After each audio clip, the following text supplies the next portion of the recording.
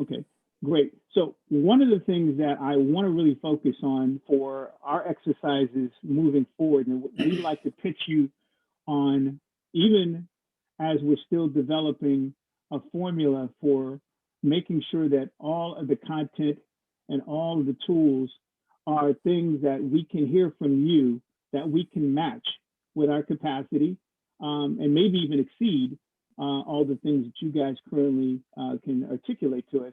We want to make sure these events on the 10th and 11th incorporate the things we hear today. So I'm going to harken back to the meeting we had almost a month and a half ago, where you mentioned that you'd like to have a discussion about tools and maybe the stories. So I'd like for you, if you can, Victoria, to tell us a little bit more about what that means to us, and how can we help you find a way to get the tools and the stories that you currently maybe don't have, or you'd like to augment or have better stories and better tools. So when I was sharing about the stories, and I was looking at, remember I said, and you said that General Bray connects with the history makers, right? Okay. And so in those history makers is opportunities for individuals who have either retired or still on active duty, to share their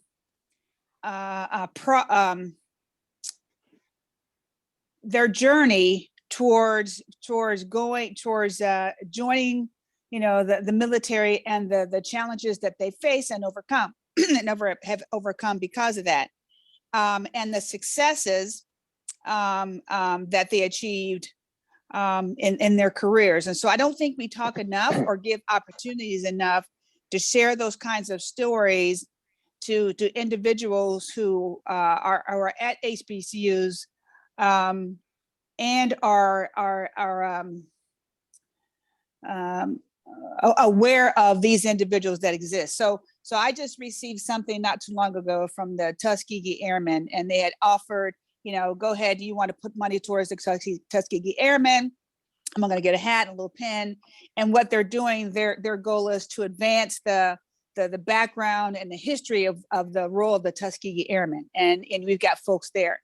They've got, we got Chappie James, but Chappie James is gone. So now we've got folks who are part of history makers. You've got General Newton that's still here, and you've got a number of general officers and senior executives from both the African American HBCU and Hispanic serving institutions. I think we need to think broadly. I'm just saying from my perspective, I'm not looking just at HBCUs, but other minority serving institutions, to tell their stories and share what they've been able to achieve to a wider and a broader audience, for those folks who are not familiar with the Department of Defense, both on the military side and the civilian side. And I think that part is critical, because you've got, if you're starting with Colin Powell, and I've got his book about his leadership, his 13 leadership principles, and how he utilized those principles to make him to be who he was. I think we just need to do more of that. If that is something that you guys are doing and connecting and linking with opportunities within the department, what we offer, I think that is key. But the folks that you need to engage with more so to tell those stories are the recruiters who belong to the military components, and the recruiters who are responsible for expanding the awareness of opportunities within the department. And I think that's key, because the Army has its own culture, the Air Force has its own culture, blah, blah, blah. And the messaging might be a little bit differently. But I think, expanding those partnerships with those organizations certainly is going to be even bigger, because they go out and recruit.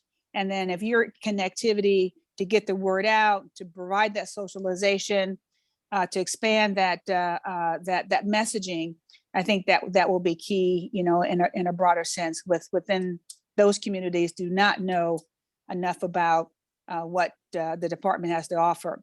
What I see also is we have something we call the joint advertisement, I'm say jammers, marketing recruiting program, and it talks about propensity to serve.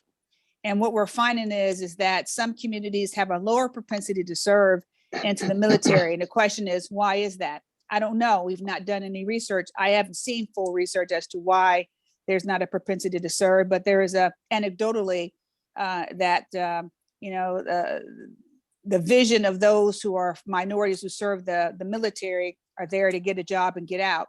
But I think it's more so the fact that, if we're trying to grow folks in leadership positions, they need to talk. They didn't know about the Tuskegee Airmen. They need to know about those guys and ladies that are who are flying planes, and because they may not even know about flying planes because they've never been on one in their entire lives. And I think that is critical that we expand, opportunities so that they have a more propensity to serve. And I can go on and on and on, but hopefully that makes sense. Over. It does. It gives me a lot better opportunity to hit a moving target, because you said a lot there, but I think we approach things as kind of a crawl, walk, run to trying to engage an initiative or a partner's, kind of focus on what they want to do in their lifetime. And what I have done in the last maybe 10 years is to try and figure out what we can do to showcase the efficacy of our program by putting the students first.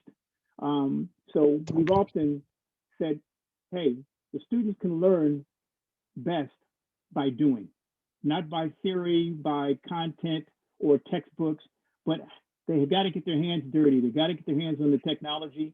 And literally the real proof in the pudding for everything that we're going to be doing for the 10th and the 11th is to share what these students learned, how to apply it, and producing content made for them, by them.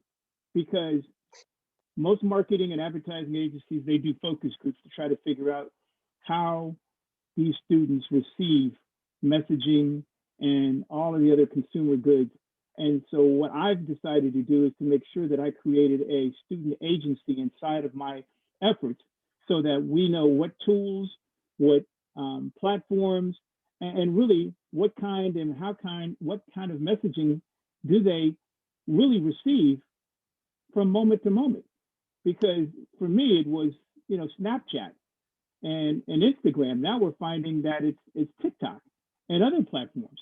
And they migrate to these places and they communicate to one another in this particular kind of culture that are very difficult for advertising agencies and for clients to try to connect with these people in meaningful ways. But again, our goal is to make sure that we don't miss anything in our messaging and delivery without having them 100% along the way in driving everything that they can, again, learn by doing, but push out in some fashion that will allow them to know that this is authentically for them. And so therefore, for the 10th and 11th, I've got one student on the call. The other one couldn't make it. His name is Shoney Doe. He's driving, but he is somebody that I wanted to share with you as to how we plan on taking all the tools and all the stories and synthesizing them into a delivery so that you guys could see if we do this thing to your pleasure, then we can do it again and again and again and again. So it doesn't really matter what if it's Tuskegee Airmen or the Buffalo Soldiers or the Montfort Point Marines or the Golden 13, we have to make sure that the delivery system is something that allows you guys to make sure that we're reaching the clients, and the clients are really those students. So Shoni, if you can, I know you can't take your video on because you're driving. Can you say hello to Victoria? Can you unmute your mic? Yeah, sure. Good morning, everyone. Morning, Victoria. Hi, how are you? I'm doing good. Fantastic. And how are you guys doing? We're doing great for Monday and the 1st. Yeah. So thanks for having me on the call again, Kevin. Just to kind of address what I've heard so far. In terms of like connection wise, I think if students understood, or just the people that you're trying to connect with understood, that there's more to the military than just going off and fighting wars in other different countries. That there's also the mechanics, the engineers, there's the scientist department, the research department. There's just more than just I train, I grab gun, I go kill people. So I feel like in terms of connection wise and with this generation and the current generation that are like starting to be raised, it's they love humor and they love honesty. They love transparency. And so the more I connect with other students my own age to kind of help or to kind of mentor, especially younger students younger than me. I'm 25, 26 to give you reference.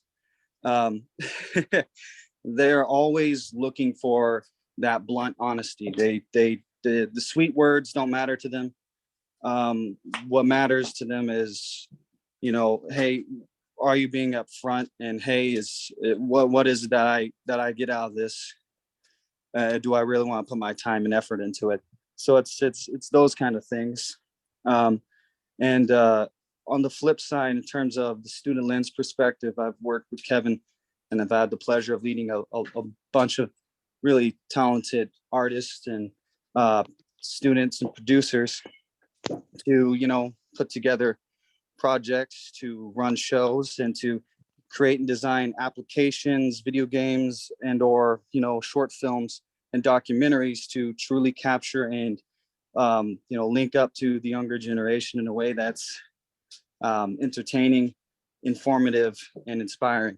And those are like the main points that I try to hit on the head whenever we go into a production. Just a nice, lighthearted piece of humor in it really injects, really helps to connect to my peers, I find. Sorry, hold on. All right, I'm gonna stop right there because I'm entering a crazy intersection. So that's my 2 cents. I don't want to take up too much time. Thanks again for having me on the call. And Okay. I'm just gonna be the fly on the wall. Okay, well, thank you. And this segues to Rick and the HBC League Pass, but it really is the technology behind the channel and the people, the personalities behind the channel. So I'm going to bring Rick back in to describe this gentleman who is the, I guess, the engine that drives all of the things that they're doing in Oklahoma, in Tulsa, Oklahoma. They kind of created a rebirth to, to everything that, we knew as Black, is kind of Black Tulsa. But if you can, Rick, can you share with Victoria what you're going to let me kind of look over your guys' shoulder to understand the capabilities of reaching people through something called over-the-top television, and a Absolutely. system that's really going to teach students, STEM students especially, what the next wave of communication, two-way communication, as well as being able to personally document and verify the things that they are exposed to and they learn, so that we can guarantee that they have learned it to 100% of what it is that they have to be able to prove to anybody, especially employers, that they have been able to, Absolutely. to have. Absolutely. And we're really talking about the engine behind the HBCU League Pass, which is Silo Cloud. And that is the brainchild of Mr. Lael Alexander. Lael is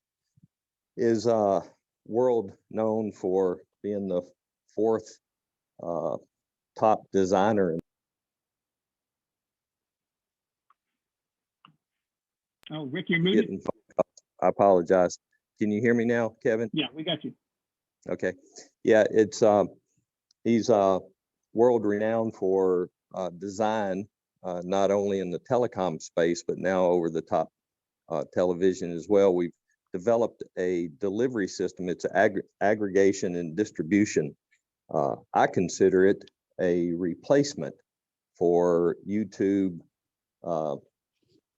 Twitter, Facebook, HSN, GoDaddy, and several others that are wrapped into one location called Silo Cloud. You can go to silocloud.com and see some of the tools that have been put in place, not only for a one-stop shop. I consider you got all these different platforms that have previously been used, and a student could go to Silo, post their post, and be able to distribute that across different platforms.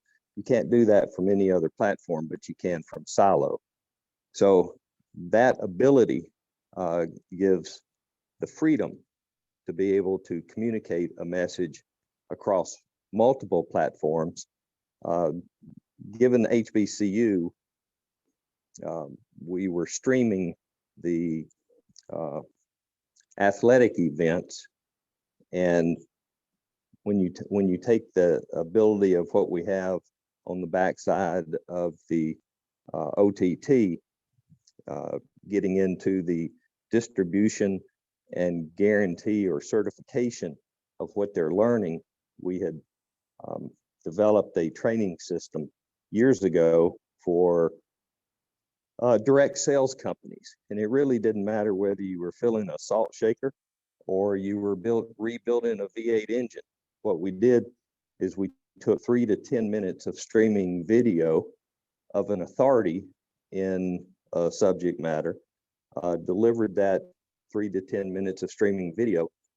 And once that was completed, the next step was to download first-person affirmation documentation to support the video that you had just viewed.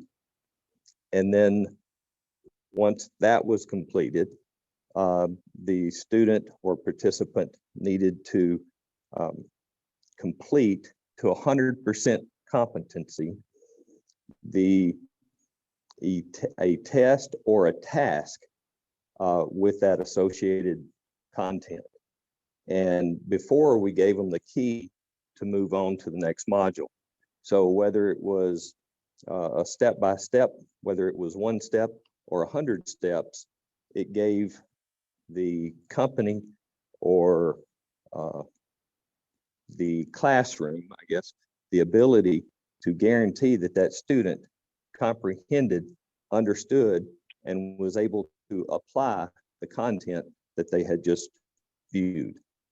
So for companies that had compliance issues, it gave actually eliminated the liability that the company may have on certain policies or procedures, that it put the responsibility back on the student that they had learned and completed. Also for the different subject matters that they were participating in, it guaranteed that they understood it and could apply it. So it actually raised the rep versus customer ratio. And that was back in, I think, 2005. We actually did that. When you couple that with Silo Cloud's ability to aggregate and distribute that information over the web without any political association or, I guess, cancel culture, I think that could be very powerful in delivering whatever message needs to be delivered over the TV or whatever medium that whether it would be the World Wide Web or a streaming channel. And we actually house quite a few, iWoman TV, Mojo TV, HBCU, and several others that we actually are the back end for. Does that address the content that you wanted me to cover? Yes, and it gives us a chance to send more information about how, again, we're going to deploy some of these tools Yes, sir. into our events for the 10th and the 11th. Because again, Victoria, if you are able to tune in on Wednesday, November 10th or the 11th, you will see elements of what we're talking about and what we do. So what we want to have you really prepare for is an after action review of what we do for these pre-Veterans Day and Veterans Day event.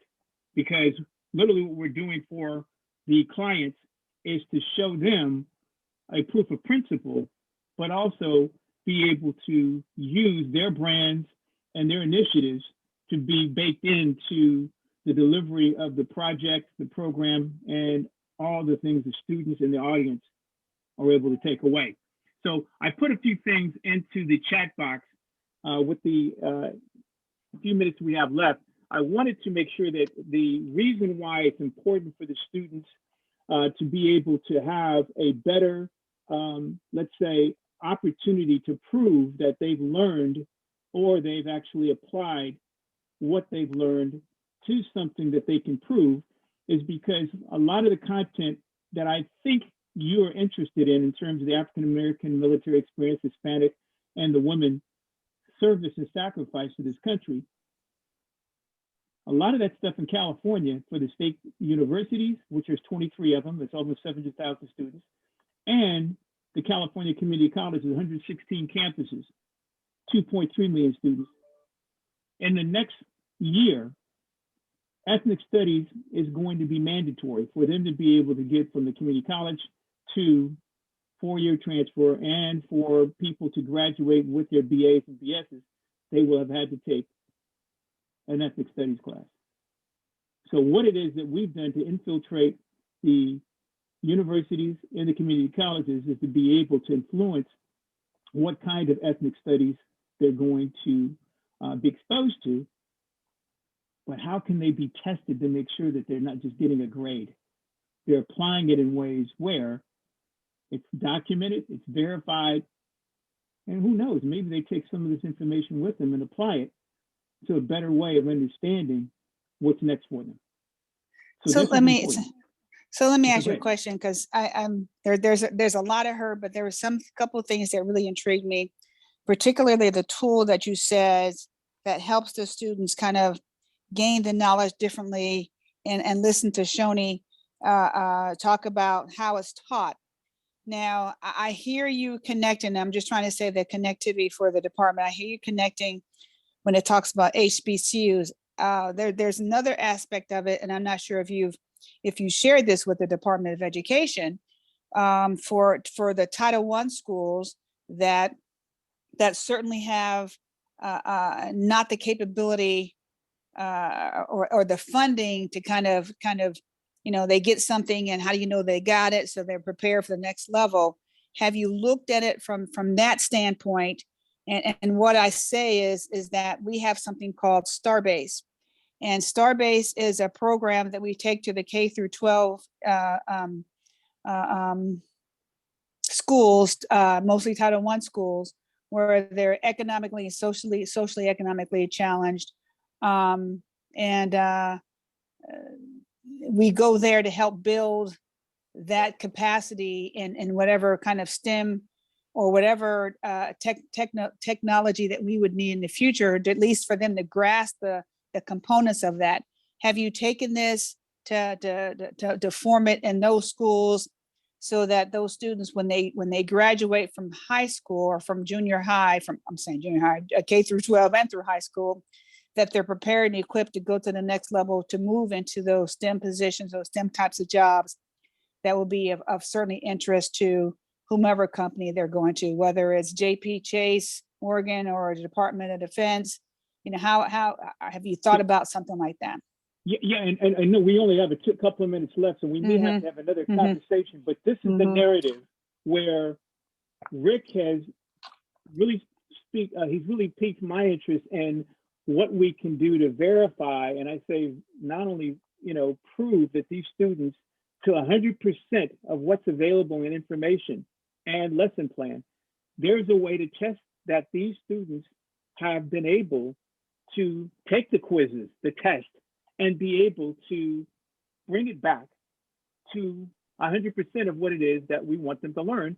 And no one's doing this in the high schools, community colleges, and the 4 universities, especially the HBCUs. They don't use this system of learning, teaching, and verify.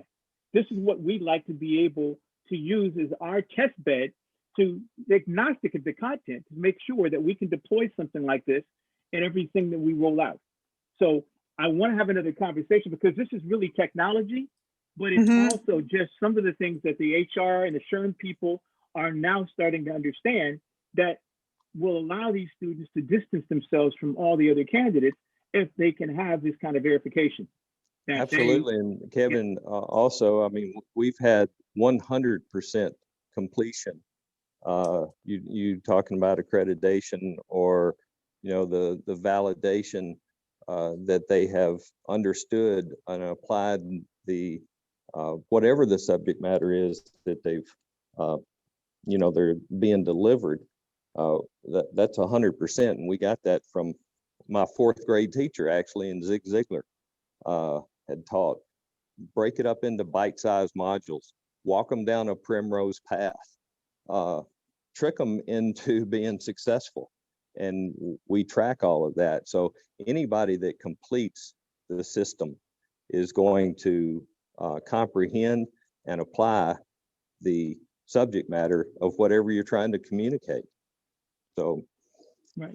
Okay, but then I would like to, Kevin, because I've got to go. Then I'd like to bring in other voices, and particularly, and I don't have it in front of me. We are working specifically to do exactly what you said in some kind of way. But they called it, you know, continuing education. They've done some certifications for CTEs, continuing. And I said, okay, that's fine, but like you said, it's not just the continuing education. Is, you know, do we have the numbers of individuals who are graduating and ready to go? It's not just passing a test.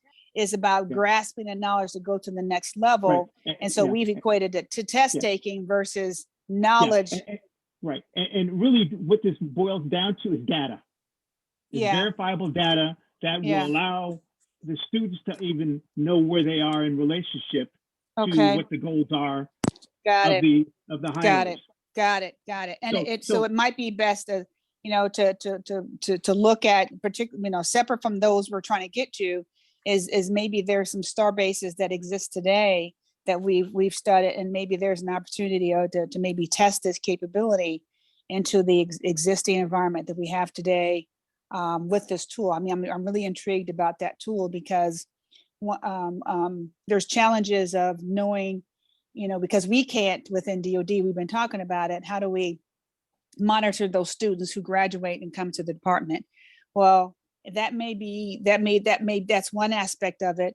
But if we have, and we've done something, as you know, with General Gray at what was the program we did, the STEM Up program in Boyle Heights, is that, you know, data wise, we did show whatever we did then, we increased the capacity of those individuals, those students to learn, to do whatever, but we didn't finalize that. But now we've got another program, through Starbase. We want to start early, and maybe this might be an opportunity, but I want to bring those other voices into the room. I think we got your solution, ma'am. You got my solution? It was a pleasure. It was a pleasure being on the call with you today.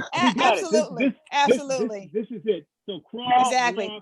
Crawl, walk, run. Now, I've got one more that you talked about, because I think the storytelling is not mine that you want to connect with, but I think the storytelling with regards to opportunities, and I think General Bray should connect back with the history makers and also those organizations called ROCKS, AFCOMA, NNOA, ANSO, HVLA. Those are the military, and I call them military because they're military and civilian affinity groups that have connectivities to those senior leaders who are both retired and active. That is the base of knowledge, or the base of the individuals who you can connect with that are ready to tell those stories. Those are the We would love to organizations that you take need to those connect with stories. directly. Yes. We would And- love to and- take those stories from those Yeah. storytellers and Yeah. connect them and guarantee that the torch is passed. Absolutely. And I think you need to start, Kevin, with the history makers. General Brady connect with the history makers. Like I said, I participate on that board of directors in some capacity, but I'm not the one who's doing the interviewing, and they're part of the Right. interviewing process right Right. now to do that. 30 seconds. General Bray did a radio interview for the History Makers Back to School program in September. Did you ever hear that? I did on not. V103 in Atlanta. So I'll send No. you that because that Okay. was an interview on V103. So Okay. literally what we use is all of our broadcast, radio, TV, as well as documentary stuff to make sure that we get distribution.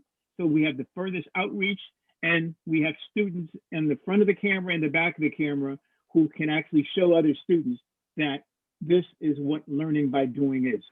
Got So- it. Got it. yeah, And strategically communicating something that can be leveraged, because if you don't put it out there right, they won't get it. And that's a skill that many folks don't have, to strategically communicate something that can resonate with someone, that makes them feel it, understand it, and do something about it. So we don't want them to just say, "Oh, that was a good." No, okay, what can we do? Yeah. You know, we want a Yeah. call to action Yeah. that says, "Okay, based upon this, what do we need to do the next? How do we, as John Maxwell says, what are the legs to the legacy?" You know, so we Right, need to put some right. more legs into that legacy. Right. Indeed. So I'll send this off by saying Veterans Day starts as what, with a 100-day campaign that leads us through Black History Month on all the things that General Bray and all our storytellers are going to be able to provide as facts that people Okay. have not seen. And all of this stuff is going to be a campaign.